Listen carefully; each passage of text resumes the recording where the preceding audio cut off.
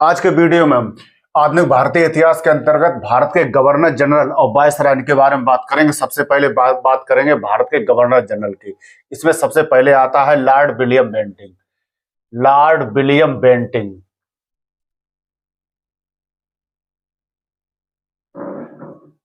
Lord William Bentinck का कार्यकाल 1833 से लेकर 1835 तक रहा और इसे 1833 के चार्टर एक्ट के द्वारा ये बंगाल का गवर्नर था। लॉर्ड विलियम बेंटिंग इसे भारत का गवर्नर जनरल बना दिया गया। गवर्नर जनरल बना दिया गया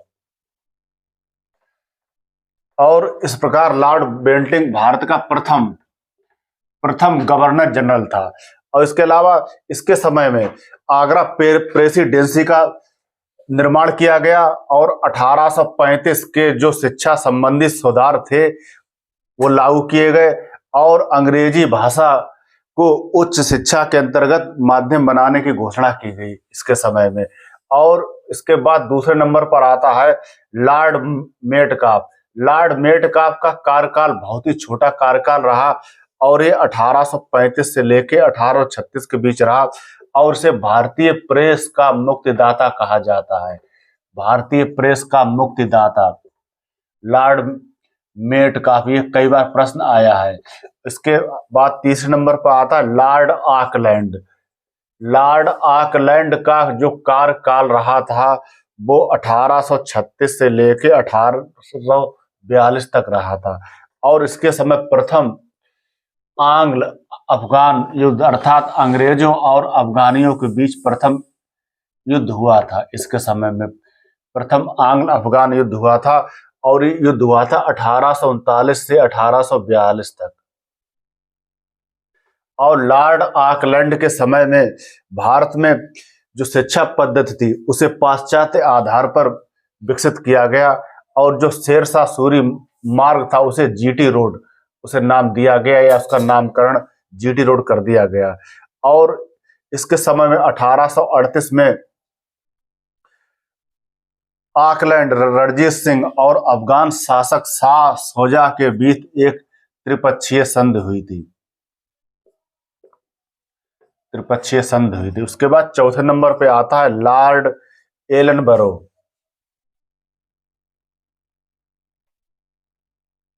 लॉर्ड एलनबरो 1842 से लेके 1844 तक रहा और इसने 1843 में इसके समय में दास प्रथा का अंत किया गया भारत में, या इसने दास प्रथा के अंत के लिए कानून बनाए लॉर्ड एलनबरो ने। और इसने थॉमसन योजना प्रस्तुत की। और थॉमसन योजना प्रस्तुत की वो देसी भाषा में ग्रामीण भारत में शिक्षा देने के लिए, ग्रामीण शिक्षा के लिए लॉर्ड एलनबरो ने।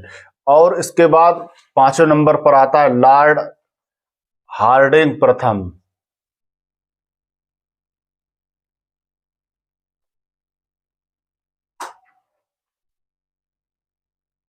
लॉर्ड हार्डिंग प्रथम का कार्यकाल रहा था 1844 से लेके 1848 तक लॉर्ड हार्डिंग।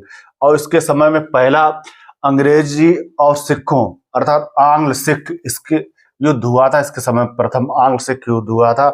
इसके बाद छठवें नंबर पर आता है लॉर्ड डलहौजी। लॉर्ड जो डलहौजी था उसका जो कार्यकाल था काफी विवादास्पद था। इसके साथ ही साथ इसने भारत में उस समय जो गुलाम भारत था उसमें कई विकास कार्य किए जो आज भी मील का पत्थर है।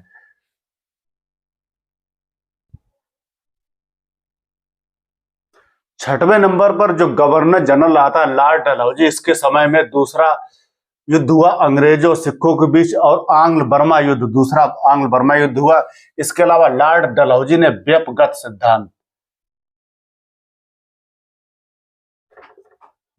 सिद्धांत अर्थात राज्य हड़प नीति को लागू किया और इसके आधार पर सतारा जो राज्य था उसे इस सिद्धांत के अंतर्गत अंग्रेजी राज्य में मिला लिया। सतारा के अतिरिक्त जैतपुर, संबलपुर, उदयपुर,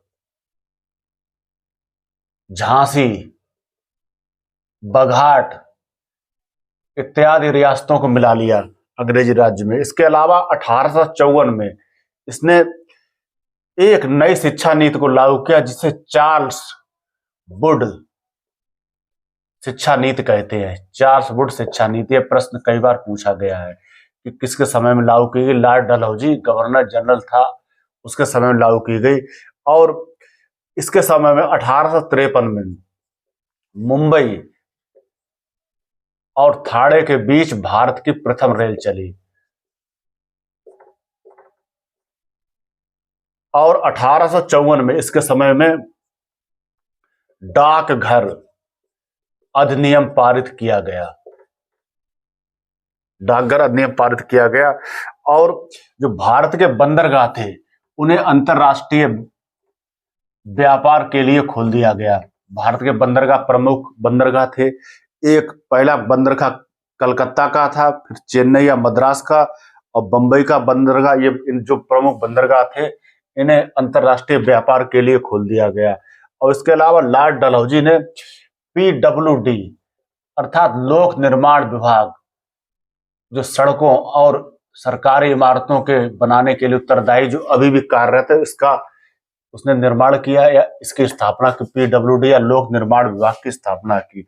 और इसके अलावा इसने विधवा जो विवाह था, विधवा पुनर्विवाह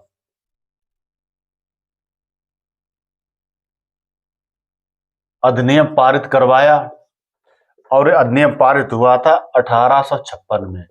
और इसके बाद इसी के समय में जो सिक्किम था, सिक्किम को भारत में मिला लिया गया, अर्थात सिक्किम का जो विलय था भारत में हो गया।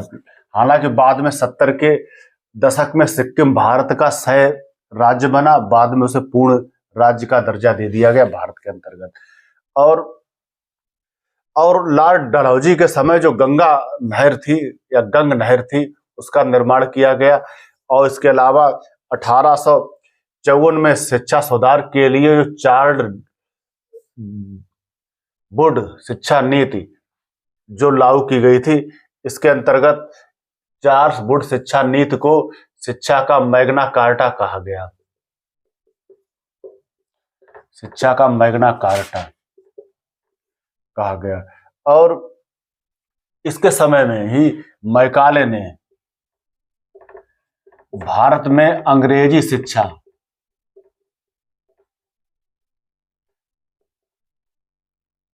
को देने की नींव रखी। और इसके अंतर्गत निस्यंदन सिद्धांत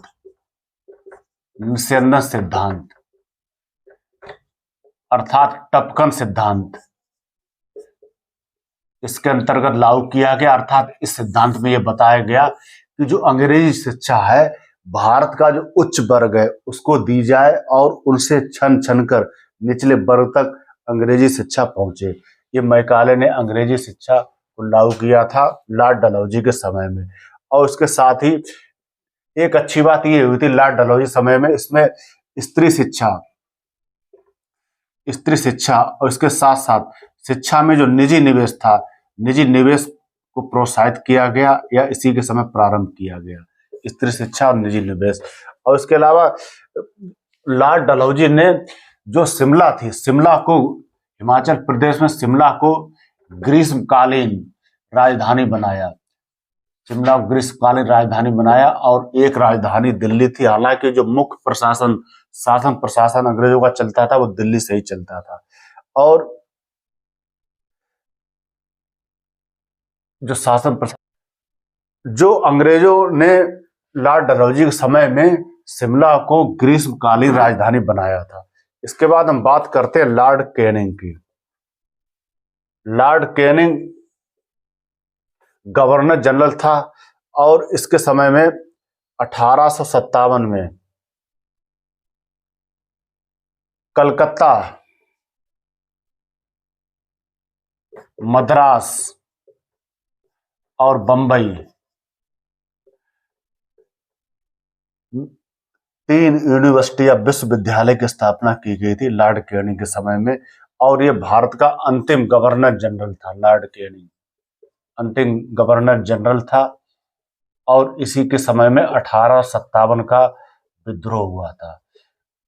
अब भारत के गवर्नर जनरल के बाद हम बात करते हैं भारत के जो वायसराय हैं, कौन कौन से वायसराय थे और उनका कार्यकाल कितना था और उनके समय में कौन सी घटनाएं घटी थी, इसके अलावा उन्होंने कौन से काम किए थे, इसकी बात करेंगे भारत के वायसराय की।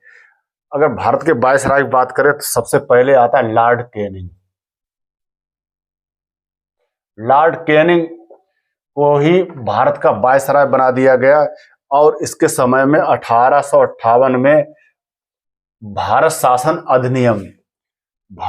शासन अधिनियम पारित किया गया। इसके अंतर्गत जो भारतीय नवाब जमींदार राजा थे उन्हें काफी हद तक छूटें प्रदान की गई, अर्थात अंग्रेजों ने जो अपनी आक्रामक नीति थी भारत पर कब्जा करने की, उस नीति को बदल दिया और दूसरे तरीके अपनाने लगे। और इसमें 1859 में इसी के समय में नील विद्रोह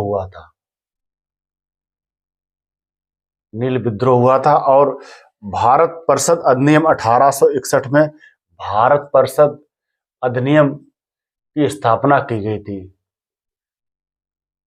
भारत परिषद अधिनियम लॉर्ड कैनिंग के समय में। और इसके बाद लॉर्ड कैनिंग के समय में जो शासन था वो प्रत्यक्ष रूप से ईस्ट इंडिया कंपनी के हाथों से निकलकर क्राउन के हाथों में, अर्थात सीधे सम्राट के हाथों में चला गया, अर्थात इंग्लैंड के क्राउन या सम्राट के हाथों में चला गया। और इसके बाद इसमें पहली बार भारत में आयकर लगाया गया इसके समय में। इसके बाद हम बात करते हैं दूसरा वायसराय हुआ लॉर्ड एल्गिन प्रथम की। लॉर्ड एल्गिन प्रथम के समय में केवल एक ही काम हुआ, मुख्य रूप से वहाबी जो आंदोलन था उसका दमन किया गया।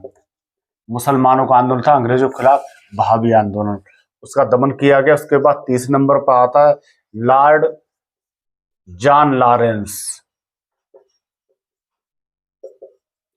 लॉर्ड जॉन लॉरेंस का जो कार्यकाल था 1864 से लेके 1869 तक था, लॉर्ड जॉन लॉरेंस। और इसके समय में भूटान युद्ध हुआ और इसके समय में 1865 में बंबई, कलकत्ता, मद्रास में हाई कोर्ट की स्थापना की गई। और इसके बाद हुआ लॉर्ड मेयो चौथे नंबर पर।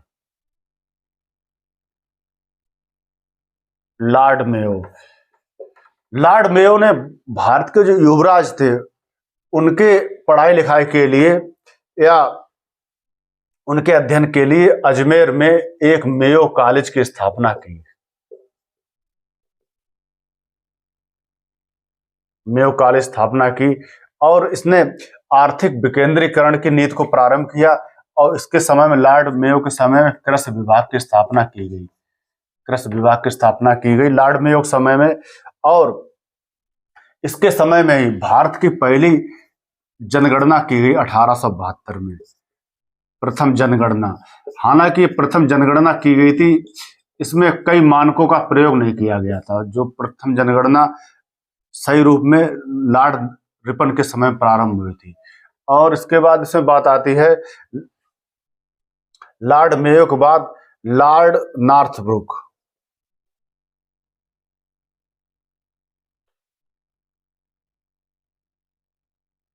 इसके समय में सर सैयद अहमद खान ने मोहम्मदन एंग्लो ओरिएंटल कॉलेज की स्थापना हुई थी लॉर्ड नॉर्थब्रुक के समय में। इसके बाद हम बात करते हैं जो पांचवा वायसराय था लॉर्ड लिटन। लॉर्ड लिटन एक विख्यात कवि था, लेखक था। इसके अलावा वह निबंध लेखक था और साहित्य जगत में इसे ओवन मेरिडिथ के नाम से जाना जाता था। जो लॉर्ड लिटन का भी कार्यकाल था, काफी विवादास्पद कार्यकाल था और ये 1876 से लेके 1880 तक भारत का वायसराय रहा। ओवन मेरिडिथ के नाम से इसे जाना गया। और इसके अलावा इसके समय में 1876 1878 में भारत के उत्तर पश्चिमी भाग, उत्तरी भाग और पूर्वी भाग में भयंकर अकाल पड़ा था, भयंकर अकाल 1876-78 में। और इसके अलावा जो अकाल पड़ा था, अकाल आयोग की इसने स्थापना की थी, रिचर्ड स्ट्रेची की अध्यक्षता में अकाल आयोग की स्थापना की थी। प्रश्न पूछा गया है, अकाल आयोग की स्थापना की थी लॉर्ड लिटन ने। और उसने प्रथम दिल्ली दरबार का आयोजन किया था, प्रथम दिल्ली दरबार का आयोजन किया था। और जो ब्रिटेन की महारानी थी उसे कैसर ए हिंद की उपाधि प्रदान की गई थी इसी के समय में, अर्थात इसी दिल्ली के दरबार में। और इसने एक कुख्यात वर्नाकुलर प्रेस एक्ट लागू किया था। ये इस प्रेस एक्ट का मुख्य उद्देश्य था जो भारतीय या देसी समाचार पत्र थे उनका दमन करना या उनकी स्वतंत्रता को घोटना। इसने वर्नाकुलर प्रेस एक्ट लागू किया था और ये लागू किया था 1878 में। इसके द्वारा जो अंग्रेजी समाचार पत्र थे जो अंग्रेजों के पक्ष में लिखा करते थे उनके ऊपर कोई कार्रवाई नहीं होती थी, केवल देसी समाचार पत्रों के दमन के लिए वर्नाकुलर प्रेस एक्ट लाया गया। और 1878 में ही इसने एक शस्त्र अधिनियम लागू किया और उसमें कई प्रकार के कड़े नियम लागू कर दिए, जिसके अंतर्गत जो भारतीय थे वो शस्त्र रखने के लिए बिल्कुल नाकाम हो गए, अर्थात भारतीयों को शस्त्र रखने के लिए मना कर दिया गया। और इसके समय दूसरा आंग्ल अफगान युद्ध हुआ, अफगान युद्ध हुआ। और इसने सबसे पहले जो सिविल सेवा थी, सिविल सेवा अर्थात जो कलेक्टर बनाए जाते थे उनकी जो आयु थी घटाकर 21 वर्ष से घटाकर 18 वर्ष कर दी थी। 18 इसके समय में जो आईसीएस की परीक्षा हुआ करती थी, आईसीएस परीक्षा में जो बैठने वाले परीक्षार्थी थे उनकी आयु सीमा घटाकर 21 वर्ष से घटाकर उसने 19 वर्ष कर दी थी।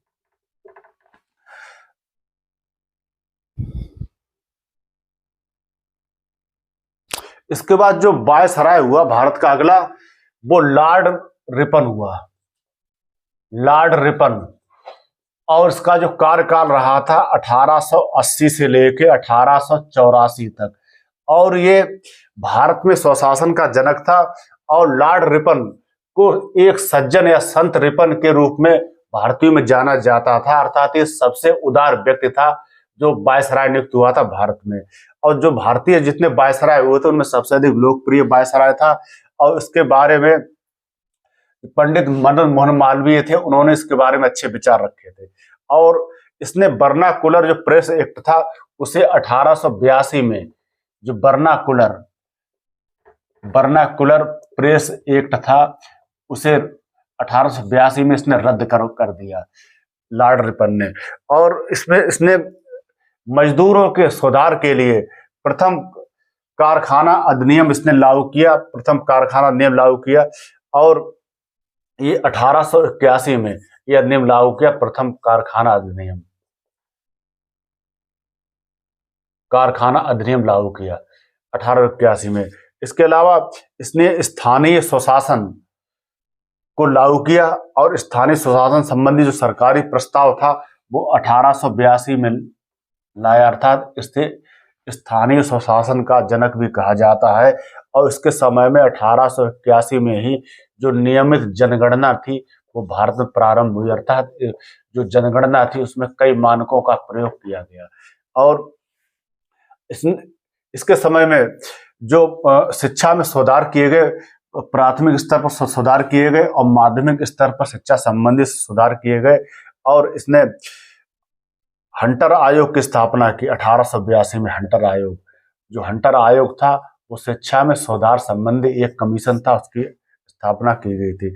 इसके बाद अगला जो वायसराय आया वो लॉर्ड डफरिन था, लॉर्ड डफरिन। लॉर्ड डफरिन का जो कार्यकाल था 1884 से लेके 1888 तक था, और इसके समय में भारतीय राष्ट्रीय कांग्रेस की स्थापना हुई थी। 1885 में कांग्रेस की स्थापना हुई थी, कांग्रेस पार्टी की स्थापना 1885 में। और इसके बाद लॉर्ड लैंसडाउन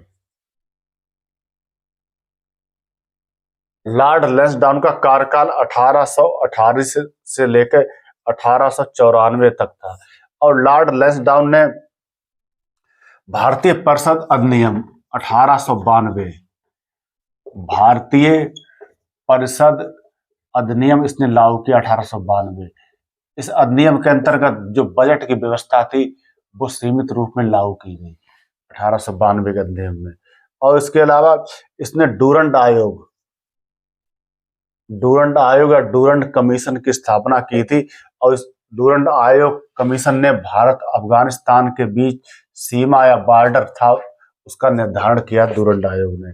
और 1891 में इसने विवाह की सम्मत आयु संबंधी एक अधिनियम पारित करवाया। इसके बाद हम बात करते हैं लॉर्ड एल्गिन द्वितीय। लॉर्ड एल्गिन जो द्वितीय था, इसका कार्यकाल रहा था 1894 से लेकर 99 तक। और इसके समय में जो घटनाएं हुई थी, इसने ये कहा था कि भारत को तलवार के बल पर जीता गया है और भारत को तलवार के बल पर ही भारत की सुरक्षा की जाएगी। लॉर्ड एल्गिन द्वितीय ने ऐसा कहा था। और इसके अलावा इसके समय अकाल पड़ा था और एक लायल आयोग इसने गठित किया था अकाल से निपटने के लिए। लायल आयोग की गठित किया था। और इसके समय में बेलवी आयोग का गठन हुआ था। इसके समय में बेलवी आयोग गठन हुआ था, जो भारतीय व्यय अर्चा, भारत के जो खर्चे हैं ब्रिटिश भारत में, उसकी जांच के लिए बेलवी आयोग का गठन किया गया था। इसके बाद जो वायसराय बना कर्जन, लॉर्ड लिटन की तरह ही, या जो डलहौजी हुआ था उसके तरह ही एक विवादास्पद वायसराय था लॉर्ड कर्जन। लेकिन लॉर्ड कर्जन ने भारत में डलहौजी की तरह काफी विकास कार्य किए और इसका कार्यकाल 1899 से लेकर 1905 तक रहा। और इसके जो कार्यकाल था और जो इसके जो विकास कार्य थे और उसके जो सोचने का तरीका था, उसकी तुलना पंडित जवाहरलाल नेहरू जो भारत के प्रथम प्रधानमंत्री थे उनसे की जाती है, लॉर्ड कर्जन की। और जैसे ये फिर भी ये सबसे अलोकप्रिय वायसराय था। और जो कर्जन के कार्य थे, कर्जन के कार्यों के आधार पर इसे आधुनिक भारत का निर्माता भी कहा जाता है। जैसे पंडित जवाहरलाल नेहरू को आजाद भारत का, आधुनिक भारत का निर्माता कहा जाता है, उसी प्रकार को लॉर्ड कर्जन को आधुनिक भारत का निर्माता भी कहा जाता है। इसने एक गुप्तचर विभाग की स्थापना की, केंद्रीय गुप्तचर विभाग अर्थात खुफिया विभाग की स्थापना की। और इसने 1901 में जो जातिगत आधार पर जनगणना करवाई, जातिगत आधार पर जनगणना करवाई।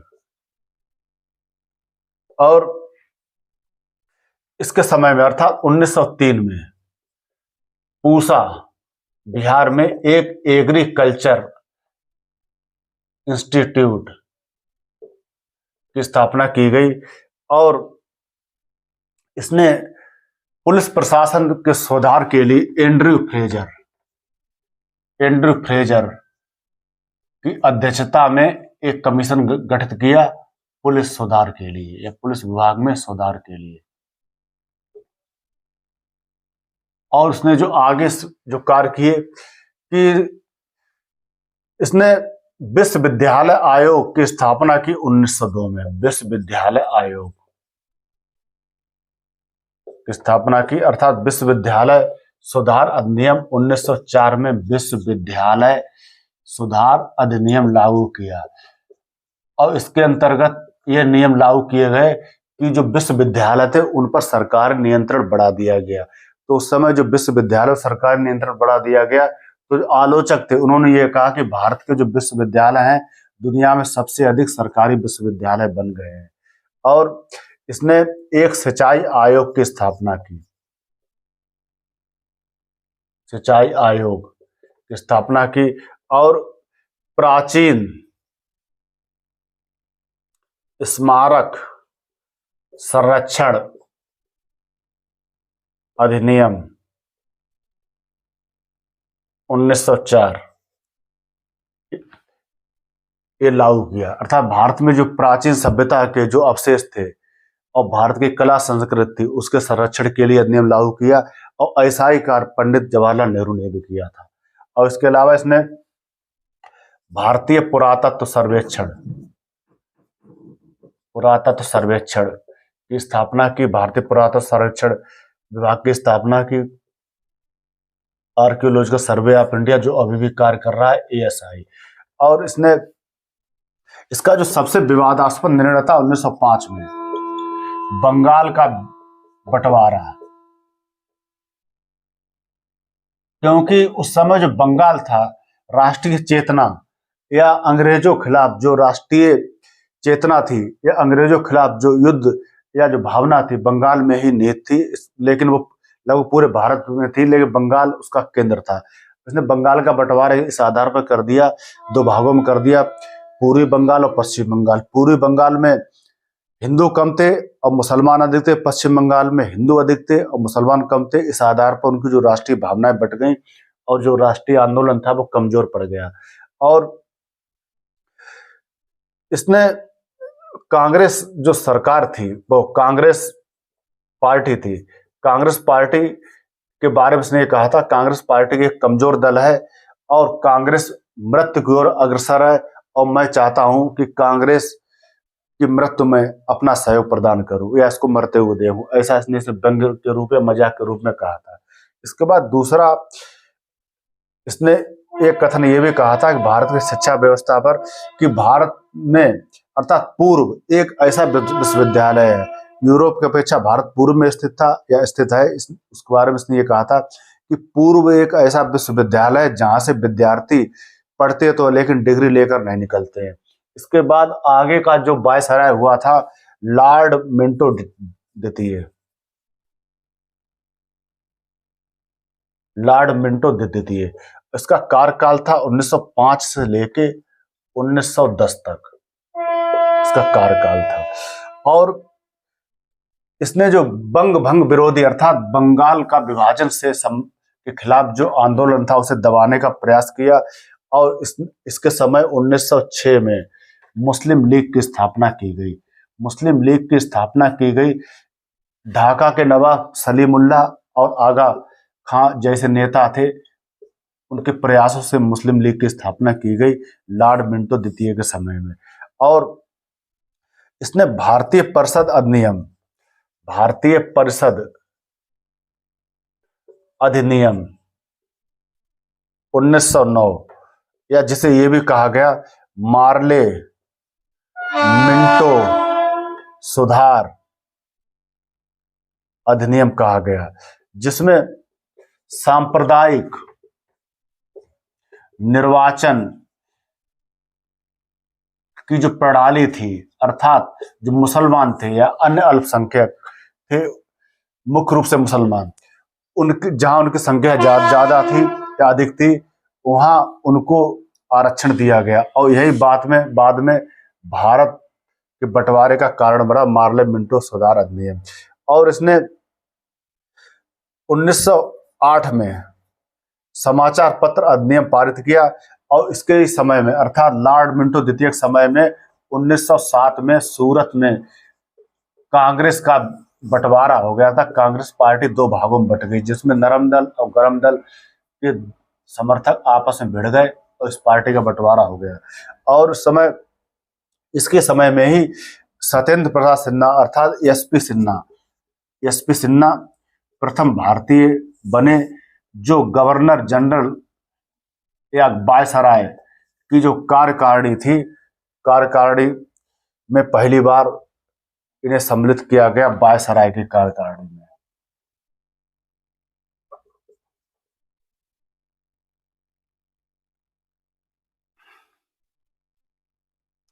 इसके बाद अगला जो वायसराय हुआ लॉर्ड हार्डिंग द्वितीय, लॉर्ड हार्डिंग द्वितीय, और ये इसका कार्यकाल था 1910 से लेके 1916 तक, और 1910 से लेकर 1916 तक। और इसने जो बंगाल का बंटवारा हुआ था उसे रद्द कर दिया लॉर्ड हार्डिंग द्वितीय ने, और इसने कलकत्ता से कोलकाता से जो राजधानी थी वो दिल्ली स्थानांतरित करने की घोषणा की लॉर्ड हार्डिंग द्वितीय ने। और इसके समय में तीसरे दिल्ली दरबार का आयोजन किया गया, दिल्ली दरबार, जिसमें कई प्रकार की महत्वपूर्ण घोषणा की गई, और ये आयोजन हुआ था 1911 में, तीसरे दिल्ली दरबार। और इसमें इसके समय में 1914 में फर्स्ट वर्ल्ड वॉर अर्थात प्रथम विश्व युद्ध हुआ 1914 में, और 1916 में इसके समय में ही मदन मोहन मालवीय ने, पंडित मदन मोहन मालवीय ने बनारस हिंदू विश्वविद्यालय अर्थात बीएचयू की स्थापना की, और 1915 में अखिल भारतीय हिंदू सभा की स्थापना की गई, अखिल भारतीय हिंदू महासभा की स्थापना की गई 1915 में इसके समय में। इसके बाद अगला वायसराय हुआ Lord Chelmsford.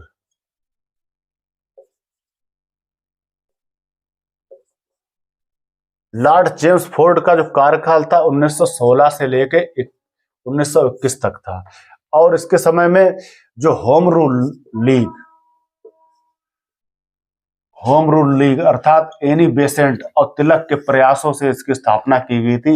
Home rule league की स्थापना की अर्थात सीमित रूप में स्वशासन, भारत में स्वशासन ब्रिटिश शासन के अंतर्गत होम रूल लीग आंदोलन चलाया गया था। और होम रूल लीग की जो स्थापना की गई थी 1916 में की गई थी, और 1916 में ही लखनऊ समझौता हुआ था कांग्रेस पार्टी और अन्य दलों के बीच 1916 में। और लखनऊ समझौता के अंतर्गत जो लखनऊ समझौता हुआ था, वहां लखनऊ में अधिवेशन भी हुआ था, लखनऊ में अधिवेशन हुआ था जहां कई प्रकार के प्रस्ताव पारित किए गए थे। होम रूल लीग 1916 में प्रारंभ हुआ था, और 1916 में ही कांग्रेस और मुस्लिम लीग के बीच जो लखनऊ समझौता हुआ था, कांग्रेस और मुस्लिम लीग के बीच हुआ था, अर्थात कि हमें जो आज़ादी का आंदोलन है साथ मिलकर इस आंदोलन को चलाना चाहिए। इसके बाद इस समय 1917 में साबरमती आश्रम की स्थापना की गई, और जो चंपारण आंदोलन था,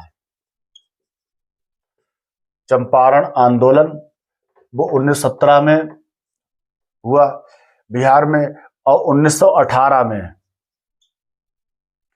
अहमदाबाद सत्याग्रह हुआ, और 1918 में ही खेड़ा सत्याग्रह हुआ।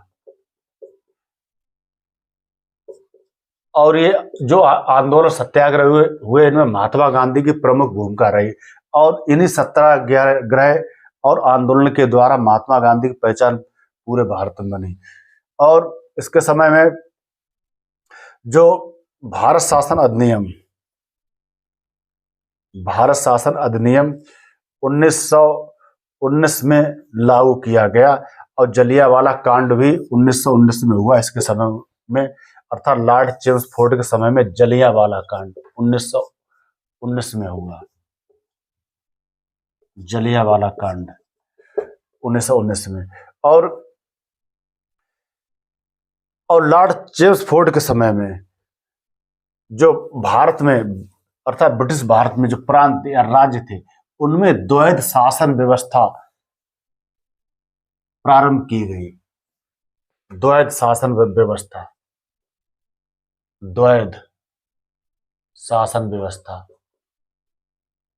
लॉर्ड चेम्सफोर्ड के समय में।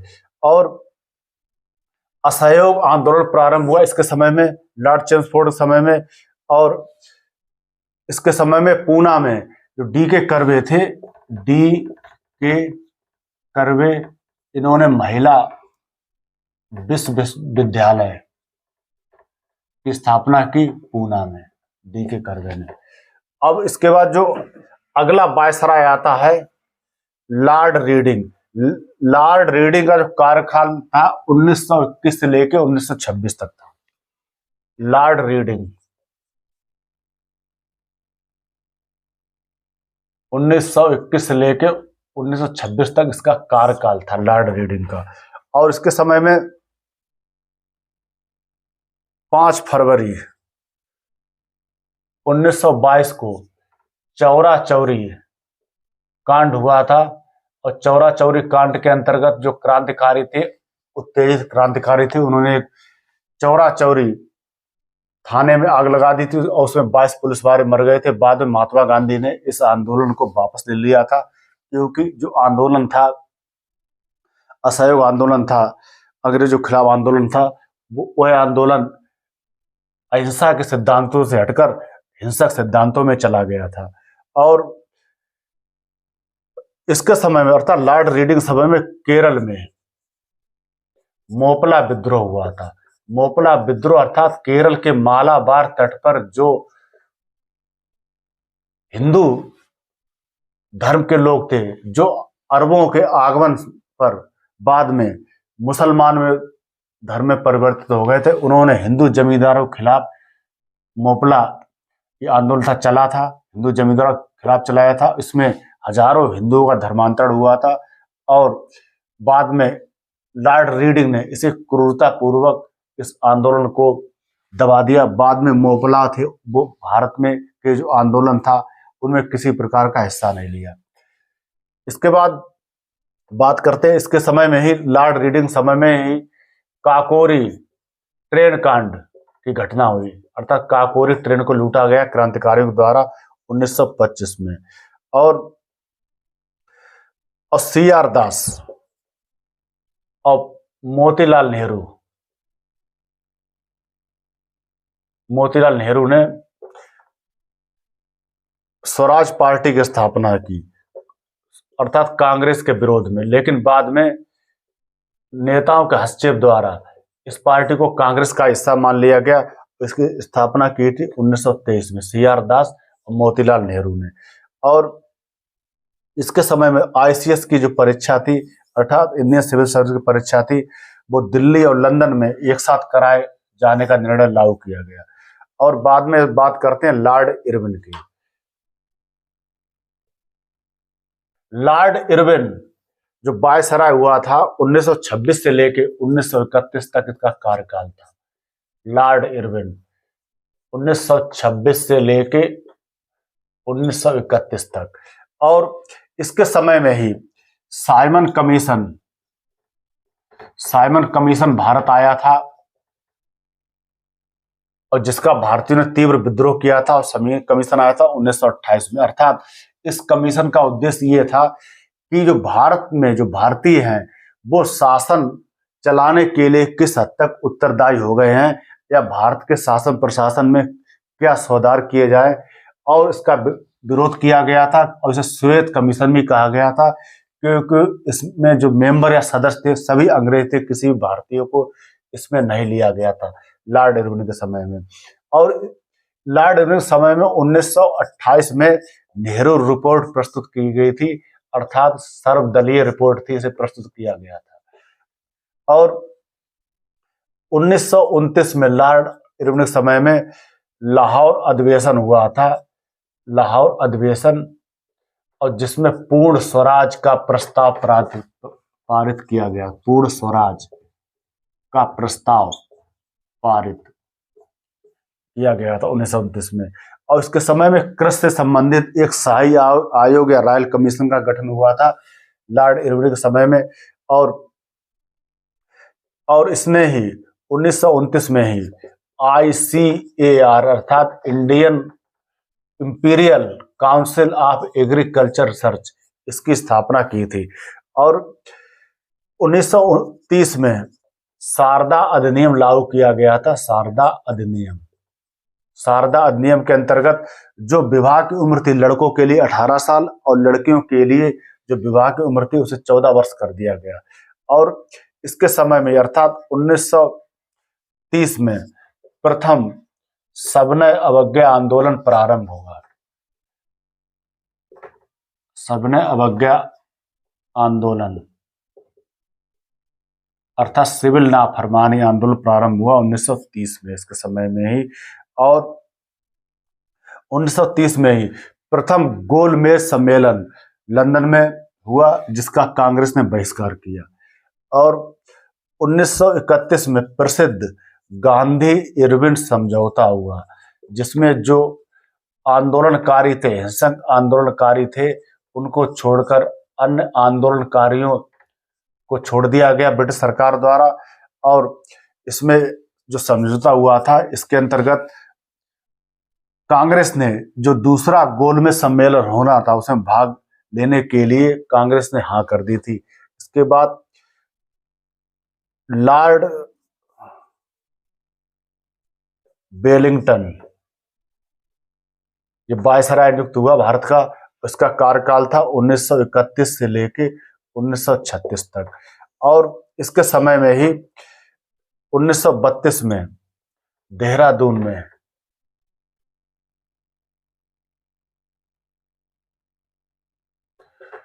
भारतीय सेना अकादमी, इंडियन मिलिट्री अकादमी अर्थात IMA की स्थापना की गई 1932 में देहरादून में। और 1932 में ही जो ब्रिटिश प्रधानमंत्री था रैमजे मैकडोनाल्ड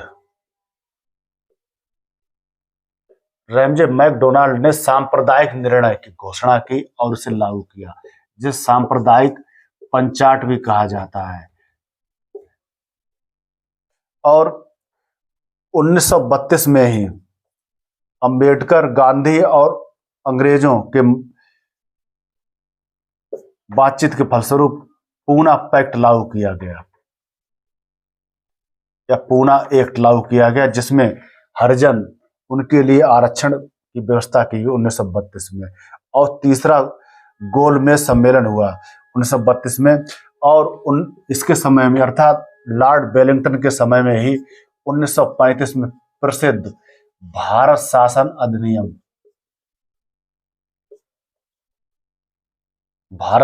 अधिनियम पारित किया गया 1935 में लॉर्ड वेलिंगटन के समय में। और 1935 जो अधिनियम लागू किया गया इसमें बर्मा, जिसे म्यांमार कहा जाता है, बर्मा को अलग कर दिया गया। बर्मा को भारत से अलग कर दिया गया 1935 में। और 1936 में अखिल भारतीय किसान सभा की स्थापना की गई लॉर्ड वेलिंगटन के समय में। और 1934 में आचार्य नरेंद्र देव और जयप्रकाश नारायण द्वारा समाजवादी विचारधाराओं के आधार पर कांग्रेस समाजवादी दल की स्थापना की गई लॉर्ड वेलिंगटन के समय में। अब हम बात करते हैं लॉर्ड लिनलिथगो की। लॉर्ड लिनलिथगो का जो कार्यकाल था 1936 से लेके 1943 तक था। वायसराय लॉर्ड लिनलिथगो, इसका कार्यकाल था 1936 से लेके 1943 तक। और इसके समय में अर्थात 1939 में दूसरा सेकेंड वर्ल्ड वार अर्थात दूसरा विश्व युद्ध प्रारंभ हुआ। और 1939 में ही जो कांग्रेस सरकार थी, प्रांतीय कांग्रेस सरकार थी, उन्होंने त्यागपत्र दे दिया। और 1938 में हरिपुरा में जो कांग्रेस का अधिवेशन हुआ उसमें सुभाष चंद्र बोस कांग्रेस के अध्यक्ष निर्वाचित हुए। उसके बाद 1939 में त्रिपुरी में कांग्रेस सम्मेलन के दौरान संकट पैदा हो गया, विवाद हो गया महात्मा गांधी अन्य नेताओं के द्वारा। इसमें सुभाष पुनः निर्वाचित हुए अध्यक्ष, लेकिन बाद में इन्होंने त्यागपत्र दे दिया और अलग एक पार्टी की स्थापना की, फॉरवर्ड ब्लॉक। और सुभाष चंद्र बोस को कांग्रेस के सभी पदों से उन्हें निष्कासित कर दिया गया। और उन पर कांग्रेस में आने पर रोक लगा दी गई। और बाद में मुस्लिम लीग ने 1940 में पृथक पाकिस्तान अर्थात अलग पाकिस्तान बनाने की मांग रखी या इसके संबंधित प्रस्ताव पारित किया 1940 में, और ये प्रस्ताव पारित किया था लाहौर में। 1940 के बाद हम बात करते हैं 1941 में सुभाष चंद्र बोस भारत को छोड़कर चले गए, क्योंकि उन्होंने ये समझ लिया कि भारत में रहकर अहिंसा के सिद्धांतों के आधार पर आज़ादी दिलाना मुश्किल है, इसलिए ब्रिटेन के जो विरोधी राष्ट्र हैं उनकी सहायता लेकर भारत को आज़ादी दिलाई जाए। फिर 1943 में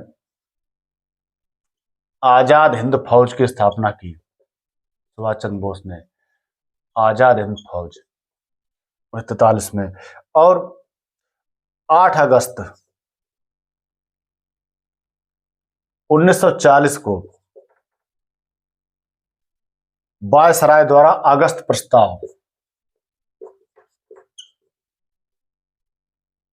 घोषित किया गया 1940 में। और उसके बाद 1942 में क्रिप्स मिशन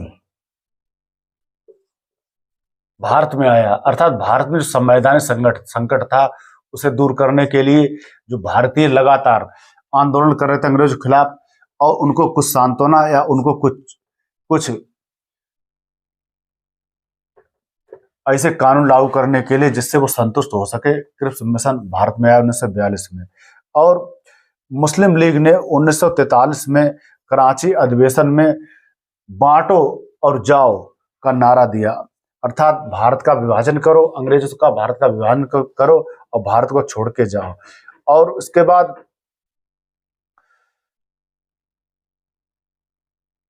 जो गांधी जी थे उन्होंने 1940 में व्यक्तिगत सत्याग्रह प्रारंभ किया और पवनार आश्रम में।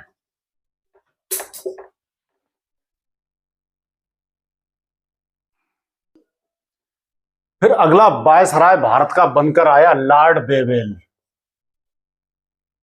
लॉर्ड बेवेल का कार्यकाल था 1943 से लेकर 1947 तक, लॉर्ड बेवेल।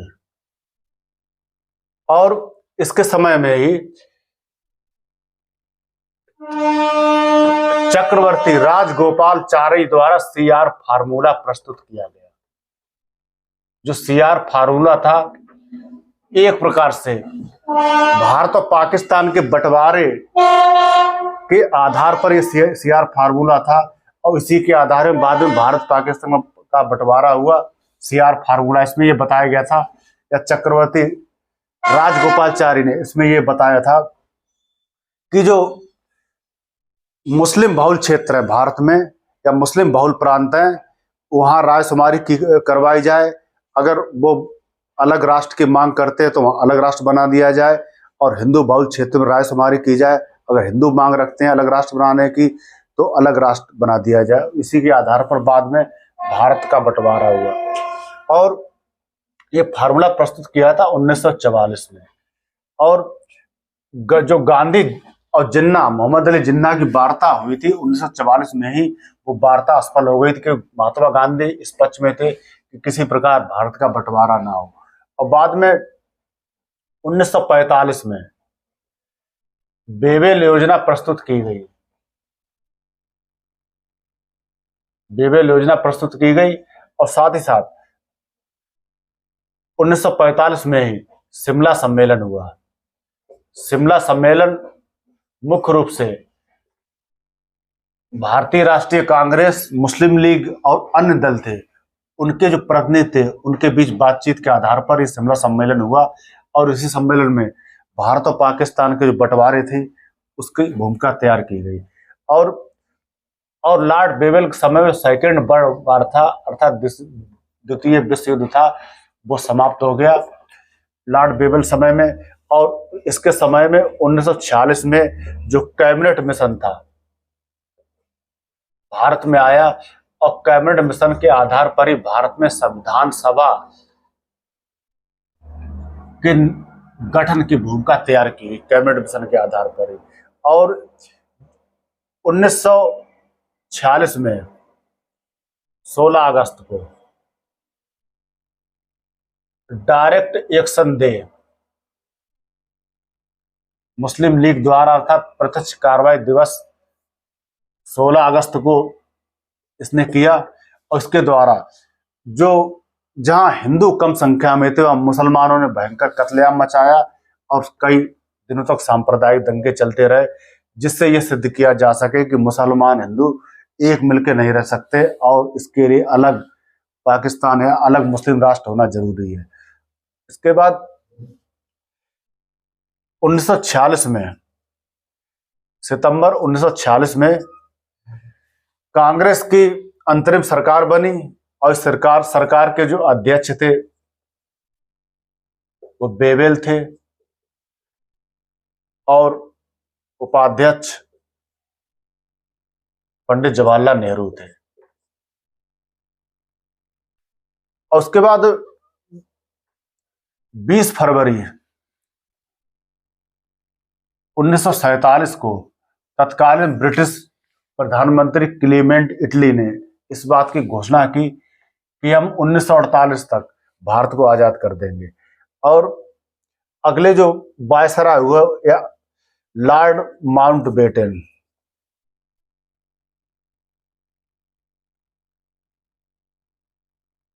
इनका कार्यकाल फरवरी 1947 से लेके जून 1948 तक था।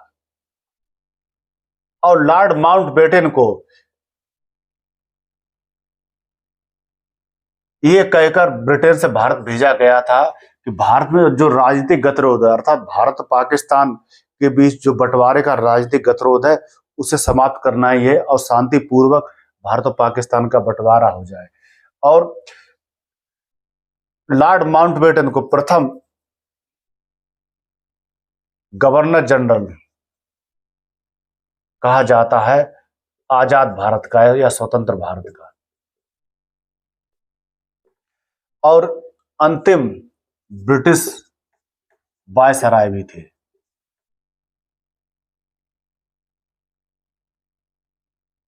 अंतिम ब्रिटिश वायसराय।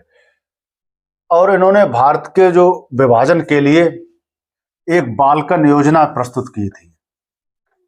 बाल्कन योजना यूरोप में जो विश्व युद्ध हुए थे उस समय अलग अलग जो भाषा और नस्ल और धर्म के लोग थे उनके लिए अलग राष्ट्र बनाने के लिए बाल्कन योजना प्रस्तुत की थी, लेकिन इसे भारतीय जो नेता थे अर्थात कांग्रेस के नेता थे उन्होंने मना कर दिया, क्योंकि उन्होंने ये मान लिया था या इसमें योजना में ऐसा प्रस्तुत किया गया था कि इस योजना के द्वारा भारत कम से कम 50 देशों में बढ़ जाएगा, इसलिए इस योजना को बाद में खारिज कर दिया गया। अब बाल्कन योजना के बाद 15 अगस्त 1947 को भारत को आजाद कर दिया गया और 14 अगस्त को पाकिस्तान बना, 15 अगस्त को भारत बना 1947 को। और इनके कार्यकाल के दौरान ही महात्मा गांधी की हत्या हुई। इसके बाद जो चक्रवर्ती राजगोपालचारी थे